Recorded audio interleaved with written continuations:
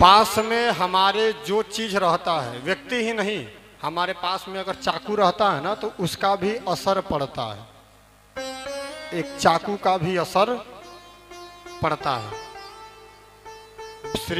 श्रीमद् वाल्मीकि रामायण का प्रसंग है। एक समय की बात थी, एक महात्मा बहुत तपस्या कर रहे थे। एक महात्मा बहुत तपस्या कर रहे थे और इतने कठिन तपस्या किए कि उनके तपस्या से देवताओं के जो राजा इंद्र हैं वो भी डगमगा गए कि कहीं वो मेरा स्वर्ग ही न छीन ले। इसलिए देवराज इंद्र ऊपर से नीचे आए उन महात्मा के पास और राजा का वेश धारण कर लिए। किसका वेश? राजा का। और एक तलवार ले जा करके महात्मा को दे दिए। बोले महात्मा हम कुछ देर में आ रहे हैं, तब तक आप मेरे तलवार की रक्षा करते रहिए। यह सब उपाख्यान कथा समझने के लिए है, दे दिए। इसलिए हमारे पास में अगर पॉकेट में भी हमेशा अगर धूम्रपान आदि रहता हो तो फिर समझिए फिर भगवान तो नहीं वास कर सकते। भगवान को वास करने के लिए पॉकेट में भगवान का माला, चंदन, तुलसी होनी चाहिए। असर पड़ता है संग का। महात्मा इतने बड़े तपस्वी थे कि देवता के जो राजा इंद्र है वो भी डगमगा गए और नीचे आए और उनको एक तलवार दिए। बोले महात्मा मैं कुछ देर के बाद आ रहा हूं, आप इसकी रक्षा करिए।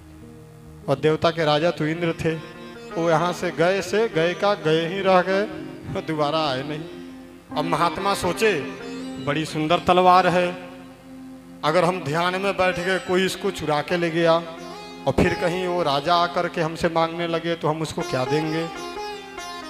इसके कारण वो जप करना भूल गए, तप करना भी भूल गए।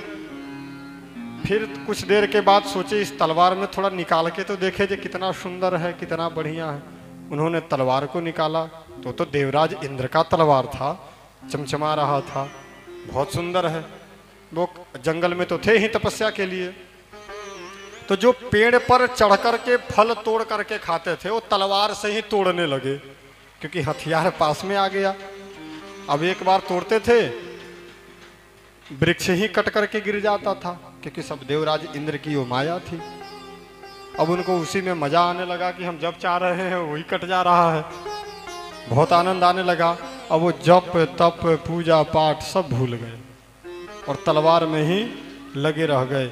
और एक तलवार के संग के कारण जिसके तप के बल से देवराज इंद्र डर गया, वही महात्मा को मरने के बाद नरक में जाना पड़ा।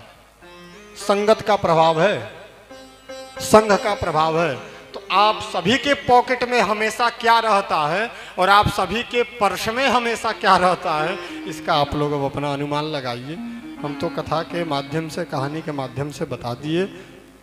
सुनना समझना डॉक्टर का काम है, दवा लिखना मेडिकल वाले का काम है, दवा देना। बाकी आपकी इच्छा हो आप फाड़ करके खाए या ना खाए, वो आपकी इच्छा है।